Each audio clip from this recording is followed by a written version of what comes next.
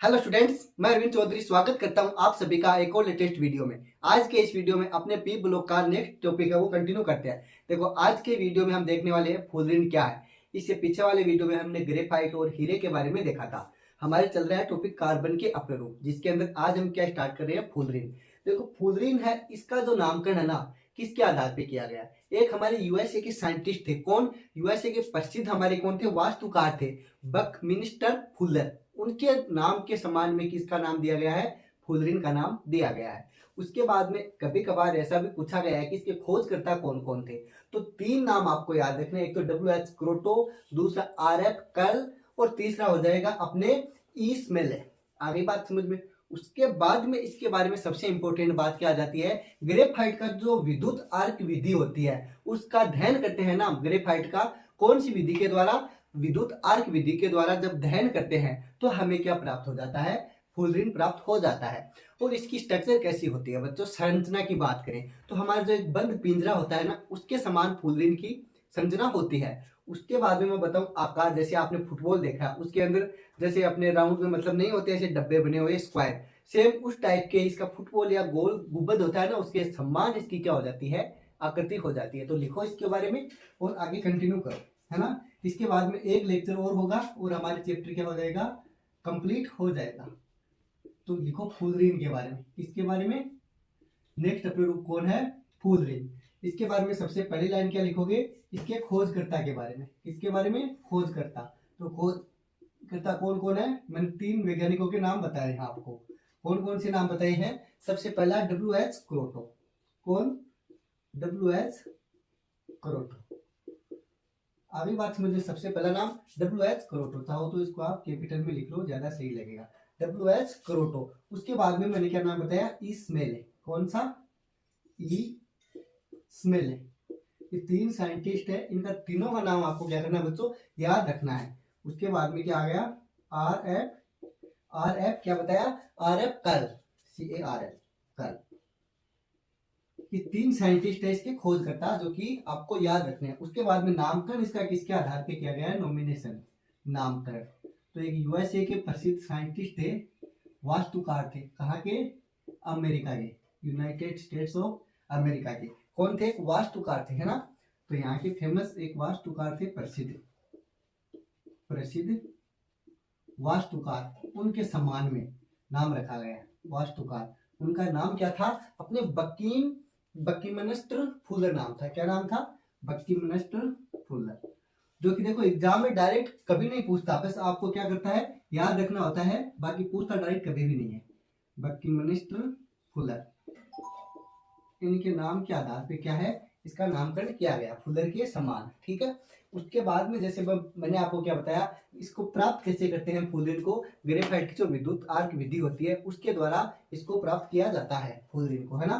तो यहाँ पे अगली लाइन लिखो इंपॉर्टेंट, कि ग्रेफाइट का क्या करते हो, ग्रेफाइट जो होता है ना, ग्रेफाइट हमने पूरे का पूरा पढ़ लिया है वैसे, है ना, इससे पीछे वाले वीडियो में। तो ग्रेफाइट का विद्युत आर्क विधि कौन सी, नाम पूछेगा, विद्युत आर्क विधि, है ना। कौन सी, विद्युत आर्क विधि। इसका क्या किया जाता है, विद्युत आर्क विधि द्वारा दहन किया जाता है। दहन हमेशा ऑक्सीजन की उपस्थिति में किया जाता है ना, विधि से दहन। क्या करोगे बच्चों, दहन करोगे, दहन करके हमें क्या मिल जाएगा, फुलरिन प्राप्त हो जाएगा। दहन करने पर फुलरिन क्या हो जाता है, मिल जाता है, फुलरिन प्राप्त, ठीक है। ग्रेफाइट का विद्युत आर्क विधि से दहन करने पर फुलरिन प्राप्त होता है या होती है, डायरेक्ट लिख दो। यहाँ तक आप लोगों की बात समझ में आ गई। इसकी आकृति की बात करें, इसके संरचना की बात करें, तो संरचना किसके समान होती है, बंद पिंजरे के समान, स्ट्रक्चर। संरचना, संरचना मतलब स्ट्रक्चर, किसके समान, पिंजरे के समान, बंद संरचना, है ना। तो बंद पिंजरे के समान, बंद पिंजरे के जैसी होती है, बंद पिंजरे के समान इसकी संरचना हो जाती है। बात करें आकृति की, शेप की, है ना, आकृति सॉरी आकृति या फिर आकार की बात करें, है ना। तो किसके समान होता है इसका आकार, आपने फुटबॉल देखा है ना, वॉलीबॉल या फुटबॉल, उसके जैसा होता है, फुटबॉल या गोल गुंबद के समान, फुटबॉल या फिर गोल गुंबद के समान, गुंबद के जैसी, है ना। ये बात आप नोट करो, उसके बाद में आगे चलते हैं। हाँ, नामकरण एक यूएसए के प्रसिद्ध वास्तुकार साइंटिस्ट थे, हमारे वैज्ञानिक थे बकमिंस्टर। उनके सम्मान में क्या दिया, इसका नाम दिया गया, है ना। फुलरिन के अंदर जैसे बात करें कार्बनों की तो कितनी होती है। सबसे पहली बात तो ये हो जाती है, इसके अंदर अगर कार्बन होंगे तो कितने होंगे, समान होंगे, मतलब सम संख्या में होंगे, ऐसे बोलो। ओड नंबर इवन नंबर नहीं होता, तो ओड तो क्या हो जाता है, विषम। इसमें किसमें होंगे, सम नंबर, मतलब कि इवन नंबर में होंगे, हमेशा कार्बन होंगे वो इवन नंबर में हो जाएंगे, मतलब सम संख्या में। और होंगे कैसे, जैसे 60 हो जाएगा, 17 हो जाएगा, 80 हो जाएगा, ऐसे करके आप क्या बोल दोगे, 350 कार्बन से भी ज्यादा कार्बन इसके अंदर हो जाते हैं। लेकिन होते किसमें है, सम संख्या में, इवन नंबर में होते हैं। उसके बाद में इंपॉर्टेंट बात, जैसे 60 कार्बन जिस परमाणु में है, C60 है, वो क्या है, सबसे स्टेबल है, सर्वाधिक स्थायी है। कौन, C60 कार्बन वाला फुलरिन। उसके बाद में इसी का नाम क्या बोल देते हो आप, बकमिंस्टर फुलरिन। आगे बात समझ में, कौन से को, 60 कार्बन वाले जो फुलरिन है उसको क्या बोलते हो, बकमिंस्टर फुलरिन बोल देते हो। उसके बाद में इंपॉर्टेंट बात, फुलरिन में जैसे एक कार्बन पर एकल बंध होता है, और कुछ ऐसे होते हैं जिसमें द्विबंध मतलब डबल बॉन्ड भी पाया जाता है। तो जो एकल बंध होता है उसकी लंबाई तो होती है 143.5 पिकोमीटर। आगे बात समझ में। लेकिन बात करें जैसे डबल बॉन्ड होता है, उसकी कितनी होती है, 138.3 पिकोमीटर। लगभग दोनों का एवरेज निकालते हैं तो 140 पिकोमीटर के लगभग आता है। ये चीज आप नोट करो, मैं आपको लिखाता हूँ, है ना। हाँ, फुलरिन से एक क्वेश्चन डायरेक्ट ऐसे पूछ सकता है कि इसकी संरचना किसके समान होती है, ये कैसा दिखाई देता है, ठीक है। इससे अलावा कुछ नहीं पूछेगा, ज्यादा से ज्यादा ये पूछ लेगा कि ये कितने कार्बन से चालू होती है, स्टार्ट होती है। तो मिनिमम नंबर ऑफ कार्बन कितने होने चाहिए, 60, मतलब 60। इससे कम कार्बन नहीं होंगे इसके अंदर, है ना। फुटबॉल के जैसी क्या है इसकी संरचना, और हमेशा कार्बन क्या होंगे, सम संख्या में होंगे। तो देखो, कार्बन परमाणु, C परमाणु, मतलब कार्बन परमाणु क्या होंगे बच्चों, सम संख्या में होंगे, इवन नंबर में होंगे, सम संख्या में। आगे बात समझ में। ओड कभी भी नहीं होगा, और स्टार्ट कहां से होगा, जैसे कार्बन कितने होंगे, 60 हो जाएंगे, 70 हो जाएंगे, 80 हो जाएंगे, ऐसे आप चलते चलो, 350 से भी अधिक कार्बन से भी अधिक होगी कार्बन, है ना। मतलब कार्बन की बहुत बड़ी क्या हो जाएगी, संख्या हो जाएगी, बहुत नंबर हो जाएंगे। तो होंगे लेकिन किसमें, सम संख्या में। सम संख्या का मतलब क्या हो जाता है, इवन नंबर। आगे बात समझ में, आप नहीं पढ़ते ओड इवन नंबर। हाँ, तो 60 कार्बन वाला जो C60 है, मतलब वो क्या होगा, सबसे स्थायी होगा। हाँ, तो C60 कौन सा वाला, C60, मतलब कार्बन जिसके अंदर कितने हैं, 60 है, वो परमाणु युक्त C60 वाला क्या होगा, सर्वाधिक स्थायी होगा फुलरिन, है ना। तो इसमें क्या बोल दोगे, सबसे ज्यादा स्टेबल, सर्वाधिक स्थायी। यहां तक आप लोगों की बात समझ में आ गई। उसके बाद में जो कार्बन 60 है, C60 है, इसी का नाम क्या है बच्चों, बकमिंस्टर फुलरिन। कौन सा, बकमिंस्टर फुलरिन। इसी को क्या बोल दोगे, बकमिंस्टर फुलरिन,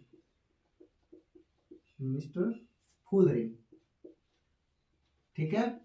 बस इतना ही इसमें इंपॉर्टेंट है, बाकी मैं आपको और भी आगे दिखा देता हूँ। इसके अंदर डबल बॉन्ड भी हो जाते हैं, और एकल बंध भी और द्विबंध भी, दोनों प्रकार के बंध पाए जाते हैं। तो जैसे एकल बंध है, उसकी लंबाई पूछ सकता है आपको, कौन से की, एकल बंध की और द्विबंध की, दोनों की। इसमें बंध किस प्रकार के पाए जाएंगे, दोनों प्रकार के पाए जाएंगे, एकल बंध भी और द्विबंध भी। आगे बात समझ में, एक तो क्या हो जाएगा, सिंगल बॉन्ड, एक डबल बॉन्ड। तो मैं यहाँ पे क्या लिख रहा हूँ, SB और DB, मतलब डबल बॉन्ड, द्विबंध, क्या, द्विबंध, कौन सा बंध, द्विबंध। और सिंगल बंध मतलब एकल बंध, सिंगल बॉन्ड मतलब एकल बंध। अब इसकी लंबाई की बात करेंगे तो सिंगल बंध होता है, इसकी लंबाई बच्चों हमेशा ज्यादा होती है। कितनी हो जाएगी यहाँ पे, 143.5 पिकोमीटर। इसके अंदर कितनी हो जाएगी, डबल बॉन्ड होता है, इसकी कम होती है, 138.3 पिकोमीटर। आगे बात समझ में, कितनी हो जाएगी, 138.3 पिकोमीटर। अब दोनों का औसत निकालेंगे तो ऑलमोस्ट कितना आ जाएगा बच्चों, 140। एवरेज कितना आ जाएगा, अगर एवरेज की बात करोगे तो कितना आ जाएगा, ऑलमोस्ट 140 पिकोमीटर, लगभग है, क्या है, लगभग। हाँ, अगली बात समझ में, एवरेज, औसत। एवरेज का मतलब क्या होता है, औसत। औसत इसका ऑलमोस्ट कितना आ जाएगा, 140 के लगभग आ जाएगा। अभी बात समझ में, इसको छापो, उसके बाद में आगे चले।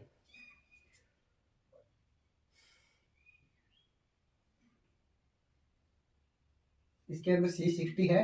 इसी में आगे बात करें, जैसे इसमें फेस कितने होते हैं, फेसेज कितने होते हैं। जैसे हमारी एक दीवार होती है, कमरे की दीवार, उसमें कितने फेस होते हैं। एक तो सामने दीवार है, जैसे ये बोर्ड है, इसका एक फेस ये हो गया, एक जैसे साइड में हो गया, नहीं होता जैसे अपने घर होता है या दीवार होती है, सपोज ये एक फेस तो ये हो गया, एक इसके पीछे हो गया, एक ये, मतलब टोटल ऐसे 4 फेस हो जाते हैं ना एक ऐसे सिंगल दीवार के अंदर भी। रूम में अपने कितने फेस होते हैं, 6 हो जाते हैं ना, आपने पढ़ा होगा 10th क्लास के अंदर। तो ये फेसेज की बात करेंगे तो टोटल फलक कितने होते हैं हिंदी के अंदर, तो C60 है। इसके अंदर बच्चों फलक की बात करेंगे, किसकी, हम फलक की, फेस की, नंबर ऑफ फेसेज है ना, FACE, फेस कितने हैं, सारे के सारे फेस हैं, वो टोटल कितने हो जाते हैं, 32। कितने होते हैं बच्चों, टोटल होते हैं 32, मतलब 32। ये इंपॉर्टेंट है, डायरेक्ट एग्जाम में क्वेश्चन आ जाता है। इसको भी 2 पार्टों में डिवाइड कर दोगे। 2 पार्टों में कैसे, ये 2 प्रकार के बन जाएंगे। एक तो पंचकोणीय फलक बनेंगे जिसमें कितनी आकृतियां हो जाएगी, 5, मतलब 5 फेस हो जाएंगे। जैसे कि अपने ये है, इसमें कितने, 1 2 3 4 5। ऐसे एक हो जाएगी षटकोणीय, कौन सी, षटकोणीय, तो दोनों में बना दूंगा है ना। षटकोणीय के अंदर क्या हो जाएगी, 6, उसमें ऐसे आ जाएगा 6। ठीक है, तो मैं दोनों आपको बना दूंगा, जैसे जिसके नीचे है वो। तो एक तो पंचकोणीय फलक हो जाएंगे, कितने हो जाएंगे पंचकोणीय और षटकोणीय, बताओ मेरे बताने से पहले। एक तो पंचकोणीय फलक, कौन से, पंचकोणीय फलक, एक क्या हो जाएंगे, षटकोणीय फलक, है ना, जिसके अंदर 6 फलक होंगे, है ना, षटकोणीय फलक, है ना, षटकोणीय फलक। अब देखो पंचकोणीय फलक आप ऐसे याद रखना कि जो कम है मतलब 5 और ज्यादा क्या है 6, तो जिसमें कम है उसमें तो कम ही आएंगे, मतलब कितने, 12 फलक। पंचकोणीय फलक कितने हैं, 12, बाकी बच गए कितने, 20, वो किसमें आ जाएंगे, षटकोणीय में। ये कितने हो जाएंगे, 20। षटकोणीय की आकृति कैसी होती है, जैसे अपने ऐसी हो जाती है ना, थोड़ा और सही बना देते हैं, जैसे साइक्लोबेंजीन होती है ना, ऐसी, है ना, और ये क्या हो जाएगी, सेम ऐसी, ये लो पंचकोण।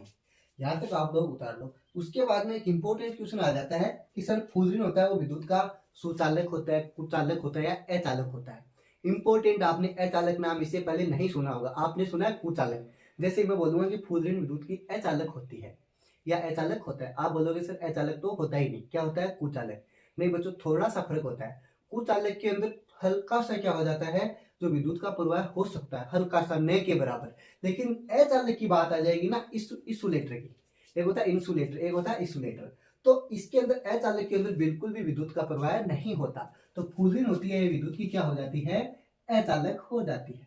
क्या हो जाती है, अचालक। सुनने में अटपटा जरूर लग रहा होगा, अचालक। इसको क्या बोल दोगे, इंसुलेटर, इंग्लिश में भी लिख लो, कौन सा लेटर, इंसुलेटर।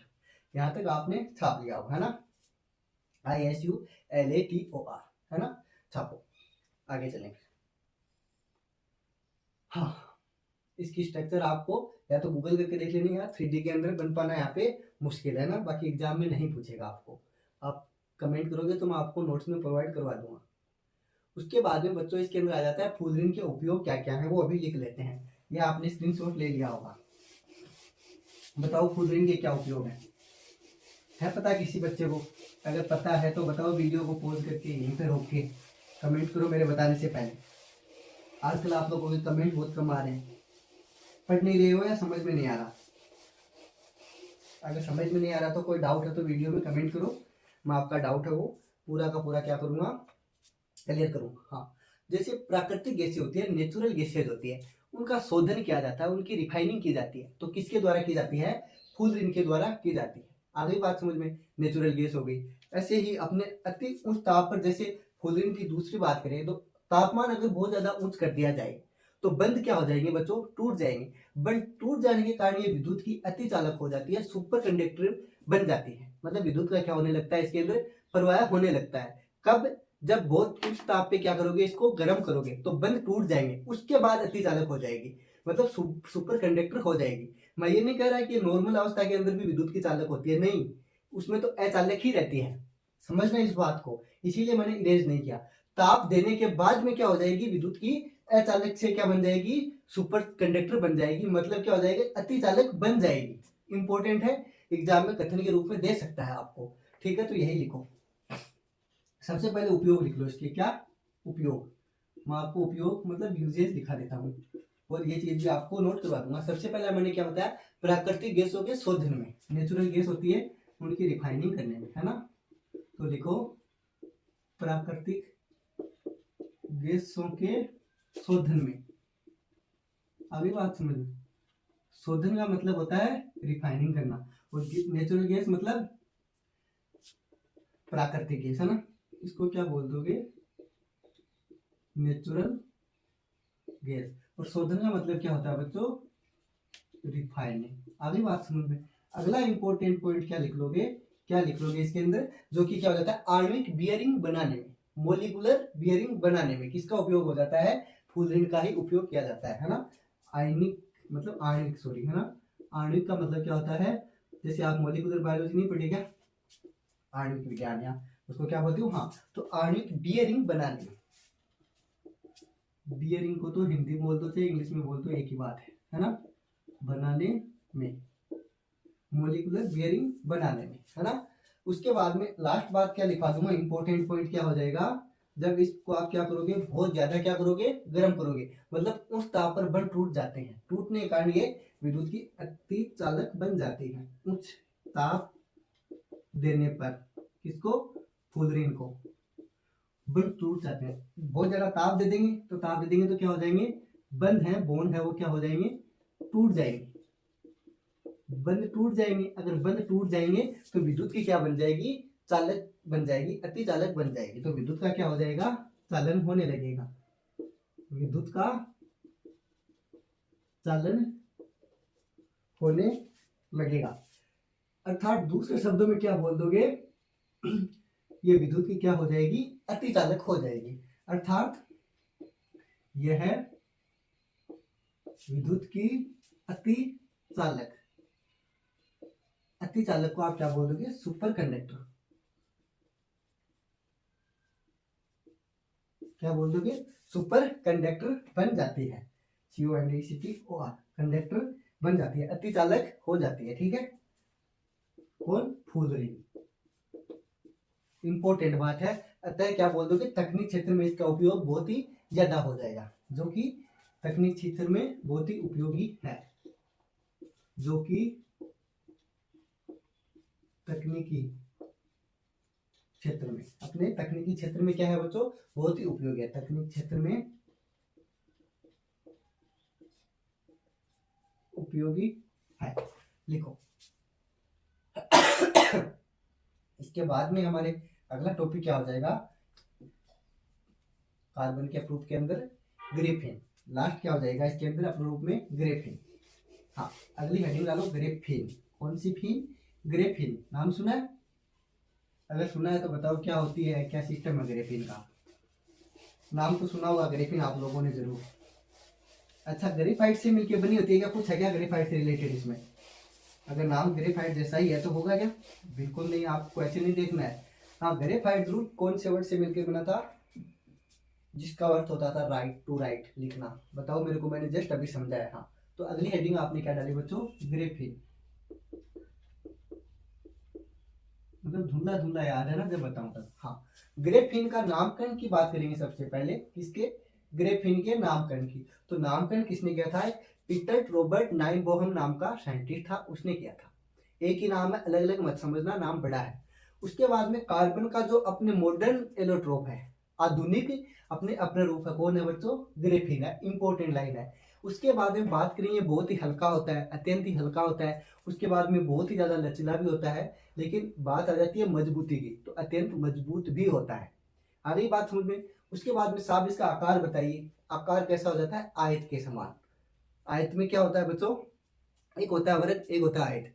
आयत में आमने सामने की भुजा क्या होती है, बराबर, लेकिन वर्ग में क्या होती है, चारों भुजाएं बराबर होती है, तो ये क्या होता है, आयत के समान हो जाता है। उसके बाद में जियोमेट्री की बात करेंगे, तो जियोमेट्री इसकी कैसी हो जाती है, आपने जैसे मधुमक्खी का छत्ता देखा है, उसमें छिद्र होते हैं छोटे छोटे, सेम वैसी ही साइज, मतलब वैसी ही इसकी जियोमेट्री होती है, ज्यामिति होती है, मधुमक्खी के छत्ते के समान।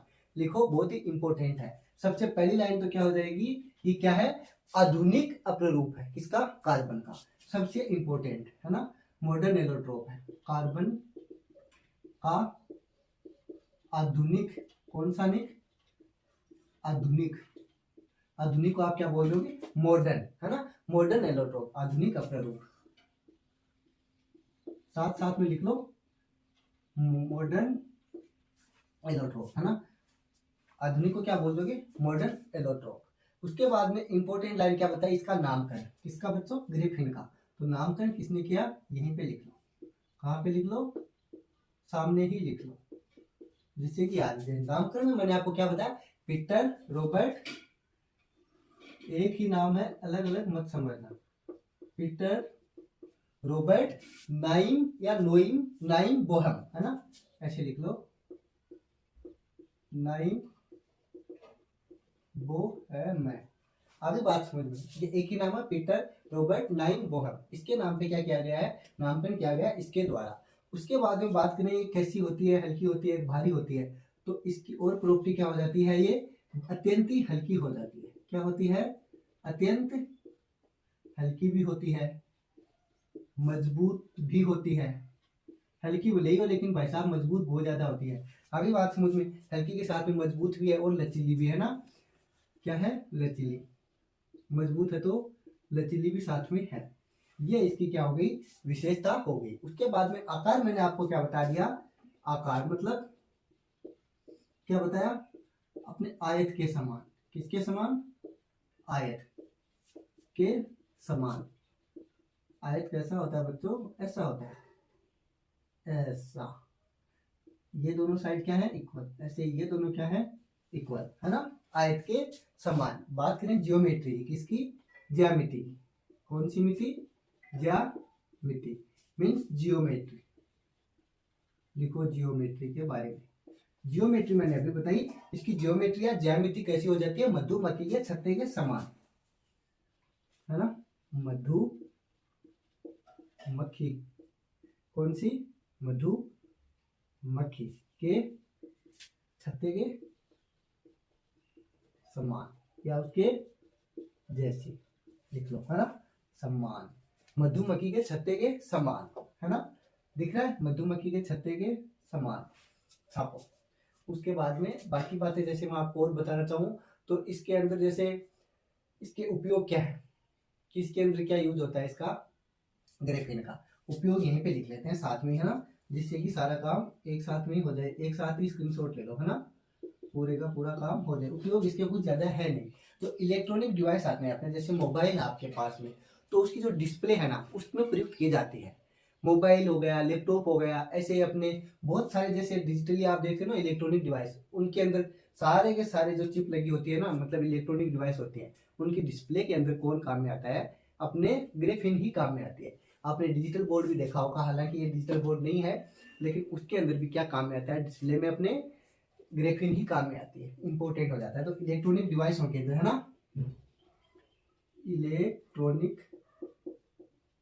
डिवाइसों के अंदर, इलेक्ट्रॉनिक डिवाइसों के अंदर, डिवाइसों में, उदाहरण के लिए मोबाइल हो गया, इनकी सारों की डिस्प्ले हो गई, है ना, डिवाइसों की डिस्प्ले में प्रयुक्त, है ना, डिवाइसों की स्क्रीन हो गई डिस्प्ले, है ना, डिस्प्ले में। अभी बात समझ में, जैसे कौन सा है, मोबाइल की स्क्रीन हो गई, मोबाइल की डिस्प्ले हो गई, लैपटॉप की हो गई, है ना, ये बहुत सारे जो इलेक्ट्रॉनिक डिवाइस हैं इन सब में, है ना, लैपटॉप हो गया, ऐसे ही अपने स्मार्ट बोर्ड हो गया ना, ये दो बहुत हैं, आपको बस याद रखना है। यहाँ तक आपकी बात समझ में आ गई है ना। उसके बाद में जैसे माइक्रो प्रोसेसर की चिप होती है, वो बनाने के अंदर भी कौन आ जाता है, अपने ग्रेफीन ही आ जाता है ना, ये पहला उपयोग हो गया और ये दूसरा हो गया, है ना। क्या, माइक्रो प्रोसेसर की चिप बनाने में, माइक्रो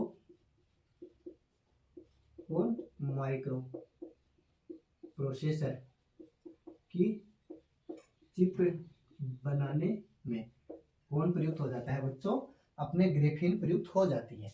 यहाँ तक आप लोगों के समझ में आ गई बात, है ना। उसके बाद में कल अपन क्या करेंगे, एक लास्ट टॉपिक बचा है कार्बन के प्रमुख यौगिक। जैसे कि आपको पता भी है कार्बन मोनोऑक्साइड और कार्बन डाइऑक्साइड प्रमुख यौगिक हैं, इनकी बात कल करेंगे। सो अगर आपको कोई डाउट है तो वीडियो में कमेंट कर सकते हो, और इसके नोट्स आपको हमारे टेलीग्राम में ऐप का लिंक दिया हुआ है, वहाँ से फ्री ऑफ कॉस्ट मिल जाएंगे। अगर डाउट है तो कमेंट करके पूछ सकते हो। So thank you, thanks for watching.